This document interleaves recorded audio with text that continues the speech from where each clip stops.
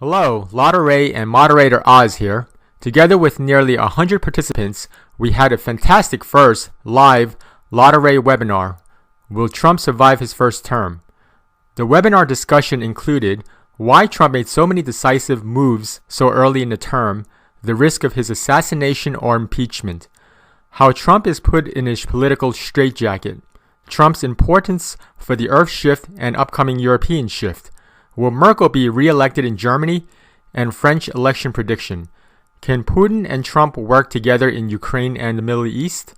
Russia, China, USA triangle and the secret Kissinger plan. LadaRay predictions. Will anti-Russian sanctions be taken off? What can Trump offer Russia? What is Putin's strategy? Part 2. Lada's prediction on whether Trump will survive his first term. Real reason Melania Trump won't move into the White House and quantum calibrations. Later, we had an extensive Q&A during which Lada answered a number of questions, including Trump, Earth shift, the environment, light workers, free energy, Russia, Japan, Israel. Will Trump authorize 9/11 and alien disclosure? Was there a secret alien and German Nazi base in Antarctica? And reinventing collapse by Dmitry Orlov. Full webinar descriptions can be found on the webinars page at LadaRay.com. Although the Q&A lasted 1.5 hours, we were unable to cover all participant questions. We are offering you a new series of free Ask Lada videos in which we'll answer the most interesting and popular webinar questions. Without further ado. Hello, Lada. Hi, Oz. Alright, this is a question from the Trump webinar. Question number 4. Is Kiev preparing a new full-scale attack on Donbass? And what will Trump, Putin, and the EU do about it? Right. The events in Donbass again started spiraling out of control, and that began around December. And in January, it accelerated, and the people in Donbass, Donetsk and Lugansk People's Republics, whom we unite together as DLPR, or in Russian, the abbreviation sounds as DLNR. So these Lugansk and Donetsk have been warning about it and have been sounding alarm bells that Ukrainian army, which is in fact the Kiev junta army, is attacking them. Bombings intensified. People started dying again. Again, children are sitting in cellars in this cold, without heat, without water, without electricity. People cut off from all kinds of supplies, and war came back to them. Kids cannot go to school. They have to suffer terribly. And there are deaths again. The infrastructure is being ruined again. And these attacks are continuing. They are not doing a full-scale attack yet, though. But there is a dire warning that is sounding from Donbass and from some analysts who follow the situation very closely, who say that Kiev, in fact, is bringing in more and more troops, more and more hardware, huge amounts of tanks, and they are preparing a full-scale war against Donbass, and that possibly they might be attacking. They probed both Donetsk and Lugansk, and they occupied some of the gray zone territories, which are supposed to be neutral, where no troops are allowed, where no weapons, especially large hardware, is not allowed. So they took over a lot of these gray zones, which self-defense of Donbass had to let them take over, so that not to be accused by Kiev and by the West that they are not observing the Minsk II agreements, according to which the West immediately attacks. When Ukraine basically starts yelling and screaming, the West immediately attacks and blames for all that happens there Russia and Donbass, who are in fact defending themselves. It is, let's remember that it was Kiev that came to Donbass and started bombing them. It was not the other way around. Donbass never went to Kiev, never bombed anybody, anywhere. They're just defending themselves. They're just trying to live their lives according to how they wanted to live their lives. They want to speak Russian, which they were threatened that they would all be nuked by Timoshenko and by others in the Kiev junta. Poroshenko personally, president of a country, personally promised that their children, as they call them, children of Donbass, that is, will not be going to school and sleeping in their beds. They will be spending their lives in dark cellars. hiding from bombs while our children will be enjoying life. These were exact words of Poroshenko himself, to which the West closed their eyes completely, closed their ears like nothing happened, and continues blaming Russia and Donbass for attacking Ukraine and Kiev junta, while it is actually the other way around. Well, as we know from, was it Nietzsche or was it Machiavelli who said that the lie has to be especially humongous and terrible to be believed. And that's what they're doing. They're lying through their teeth. And the West not only generated this whole horrible situation in Ukraine, because let's remember, the West, specifically Newland and State Department and CIA, they bred, together with Soros, of course, they bred all these Ukro-Nazis. They supported them. They financed them. And Newland personally bragged in the end of 2013 to the press club in Washington.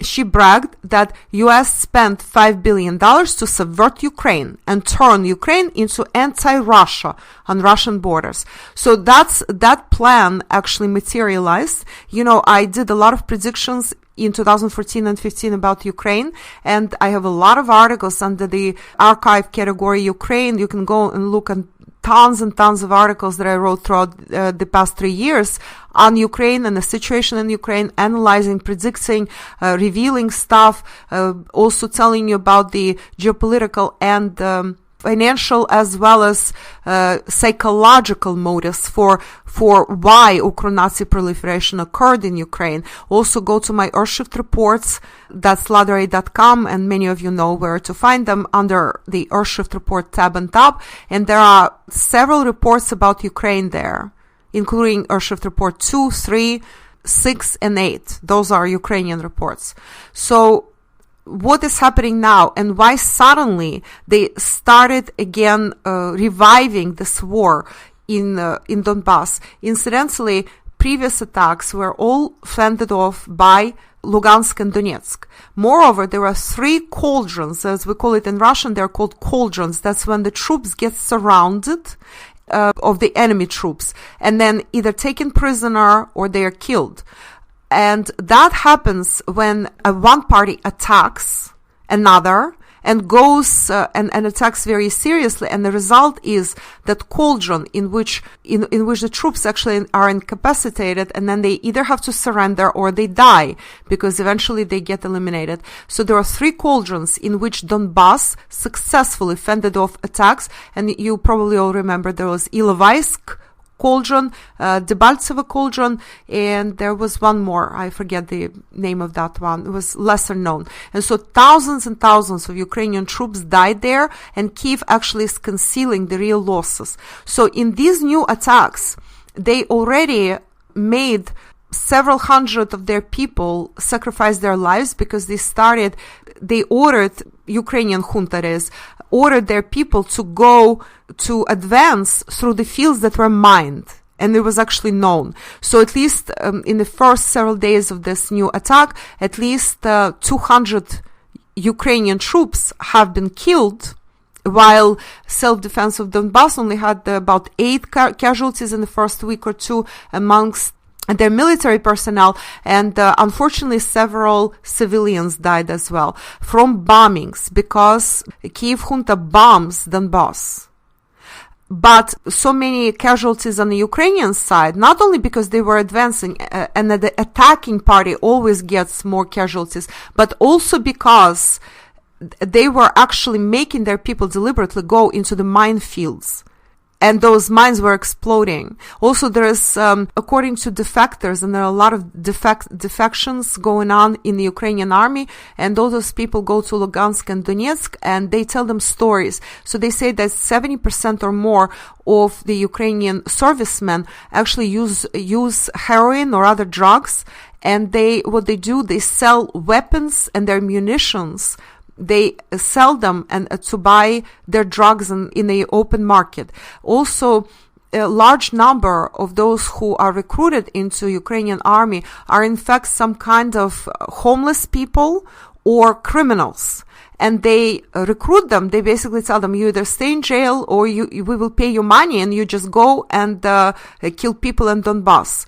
Or you can stay in the street in this cold and be hungry and may possibly die from exposure. Or you will have a place to be, we will equip you, we'll give you clothes, we will give you food, we will give you money. All you have to do is go kill people in Donbass. That's what they tell them. This is the kind of army they've got. Of course, it's a very bad army, and the very first serious movement, serious counteraction by Donbass, and this whole army falls apart. The best specialists, incidentally, from those who were trained in Soviet schools, best military, best Navy, best aviation experts, they all either were fired from the army because of their allegiances, because they still had a certain loyalty to Russia, to the Soviet Union, to the friendship between Russians and Ukrainians. They actually made more sense. They were too smart, maybe, and they could challenge authority. They were either fired, or they had to leave the country, or they were put in jail, or they were broken down and made serve this new regime, because they were afraid to speak up or their families were threatened. A lot of them defected to Lugansk and Donetsk. So they now have those who actually have very poor education, completely undereducated, pretty dumb, and that's why they make these kinds of mistakes. So going back to why they are starting it now, and isn't kind of like really stupid, and what I said, I already said they're dumb. That's why they're doing this, in part. They actually cannot strategize. They cannot understand how to do it right.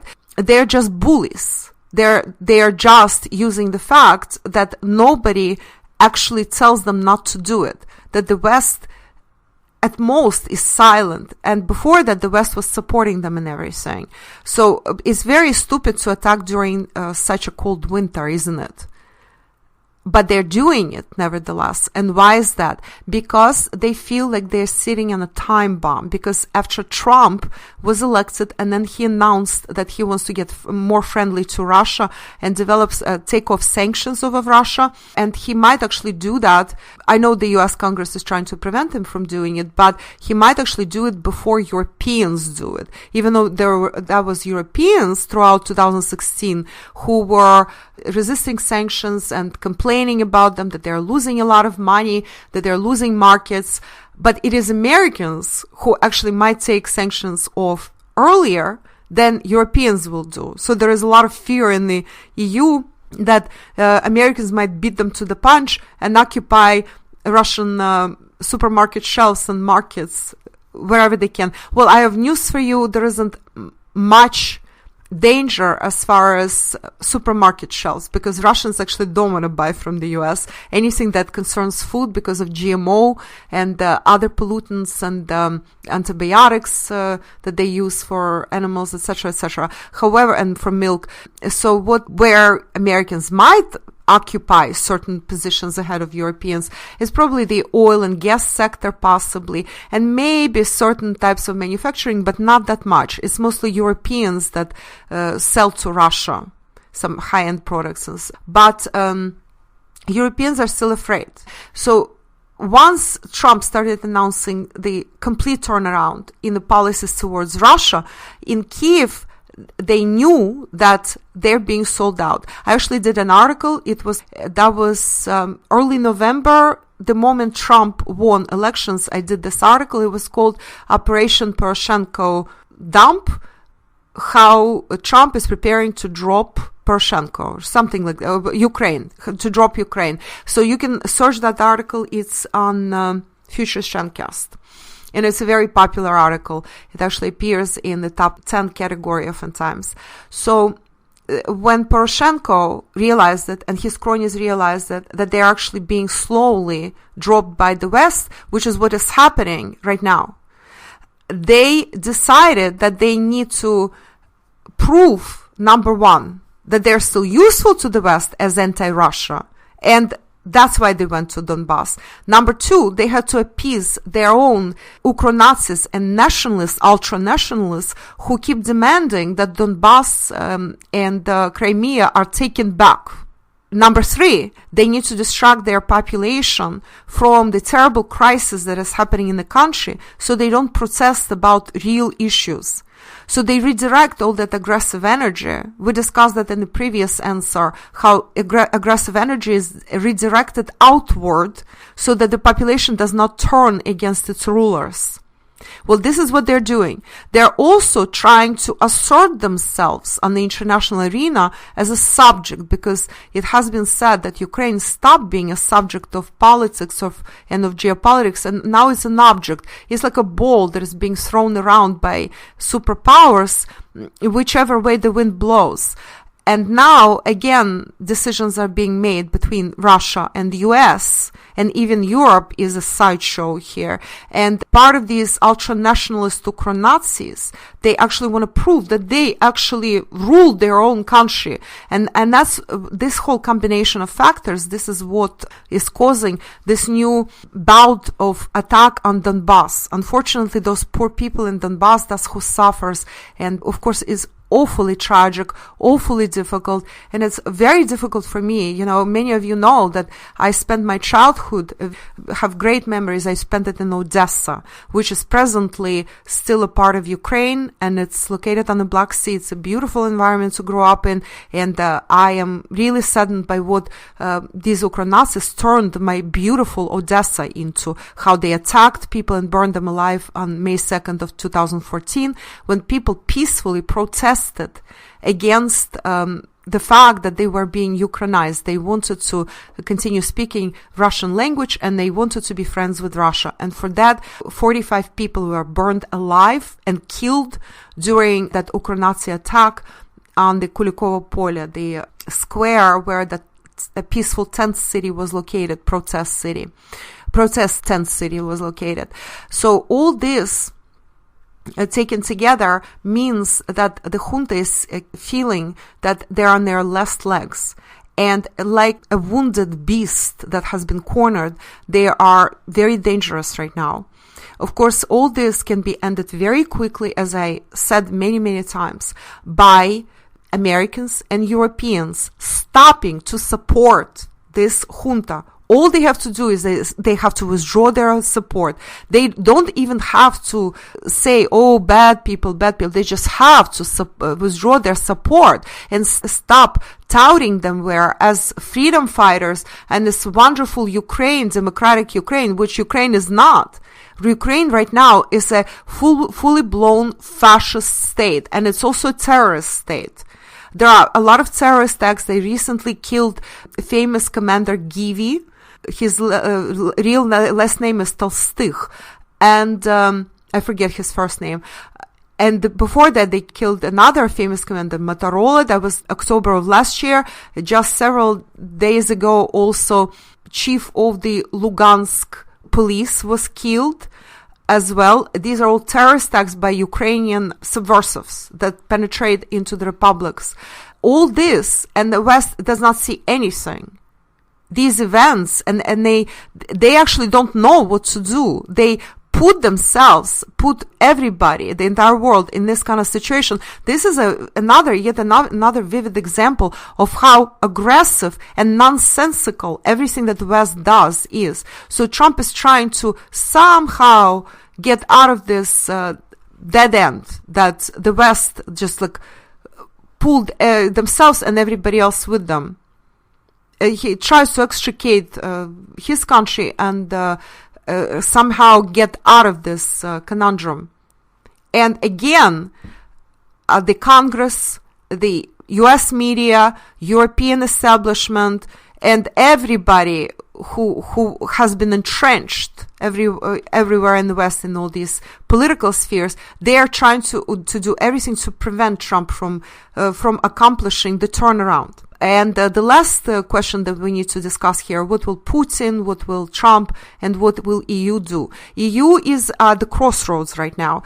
Powers that be, well, even Merkel is trying to sing a different song and trying to berate Kiev, and at least they stopped supporting them, obviously. And they're already shaking their heads just a little bit. Oh, something is wrong with this picture. But they are not doing enough.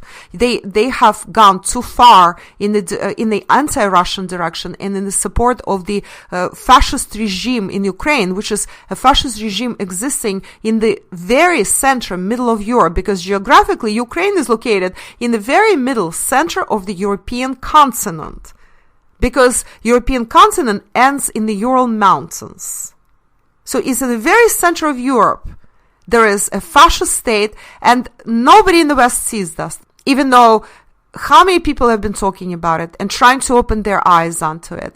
But they have gone so far, they have cornered them into this position. And of course, I always said since 2014 how bad Merkel is for her own people and for everybody else, that she's like really, really bad news. She will lose her elections. I did predict that in webinar on Trump and previously. So she will lose these elections because of her horrific policies, of her terrible position, her horrible Russophobia and her lies. She will lose the upcoming elections in 2017. So that's my early prediction on Merkel. Mark my words. Europe will be at the crossroads until new elections happen. When new politicians come in, they will be changing their position on Ukraine. Then my prediction will come true about Ukraine. Ukraine, this junta will be gone. Okay? All these criminals have to be tried in the international tribunal. They deserve the Nuremberg tribunal did to German Nazi criminals. They deserve the same. They deserve the same and then some, because they knew what they were doing. They knew very well what they're doing, and they killed a lot of people. They're guilty of a lot of sins. So that's one. Number two, Trump will try to negotiate with Russia. Putin will try to negotiate with him. Russia and Putin will never abandon Donbass. But Russia also wants the whole Ukraine to turn around and see the truth for what it is. Russians don't really care about the westernmost tip of Ukraine, which is adjacent to Poland. It's called Galicia. But there are parts of western Ukraine, such as Zakarpattia. It's called Transcarpathia oftentimes. It's like beyond Carpathian Mountains on the other side. And it's populated with Rusins, or also Russians, or Rus, as they also called themselves, as well as Hungarians. Russians do care about that part. And that also, what are they going to do with that? So if Galicia goes to Poland, I think that's a very good solution. Because people who live there, that's where Ukronazis come from several, 3 or 4 regions of Galicia, with Lvov as their capital. But the rest of Ukraine is where people have been suppressed and duped and intimidated by Ukronazis, by armed thugs who come and threaten you or attack you or kill you or put you in jail or rob you, for that matter. So the rest of Ukrainian people actually want to be friendly with Russia, even if some of them are presently duped one way or the other. And the more eastern you go in Ukraine, and the more south you go, the more pronounced these feelings are. So south and east are very much pro-Russian, and they can't wait for this to turn around. So there could be a confederation, but I don't want to go too deep into these issues. So I will leave this answer at this, because a big announcement. I'm preparing a new Earthshift report, which will come out in a week, maybe 2 weeks, and it's going to be a spoken report. And you know, my Earthshift reports are available usually for a donation, usually of any amount, but I ask people to contribute at least, at the minimum, $5 to $8. And there are some wonderful people who usually contribute per report $25, even sometimes $35 and $50. And thank you very much for that. Some people can only contribute minimum $5 or $8. And thank you very much for all your contributions. Please do not contribute 50 cents or $1. I told you I get 18 cents on that. So that's what I received from PayPal on those kinds of amounts. So it actually seems like an insult to me, and that's not a contribution. And that's not support, because contributions are meant to support my free work. But what I'm announcing right now is that this upcoming report on Ukraine that I will be publishing freely for everybody to see, will be free. I will not ask for contribution ahead of time. I will have a donation button, and anybody who feels that what they just listened to, that whole hard work that I'm doing and others doing to help me, that it deserves some support, please feel free to contribute. But I will not limit it to only those people who contributed. It will be available to all. So I'm going to end this response on this, and thank you very much for listening. Please go listen to our shift reports. The links are available under this report. It's on LadaRay.com. There are many shift reports on Ukraine, on Russia, on the US, on EU, on Russian weapons, Syria, Turkey, etc. And of course, listen to the Trump webinar. That explains a lot about Ukraine and about Russia and the US and what Trump is trying to do, how he's trying to change the situation. Also the secret Kissinger plan and how that is all related to Ukraine and to China. All that is explained there. So thank you very much, and that's a wrap.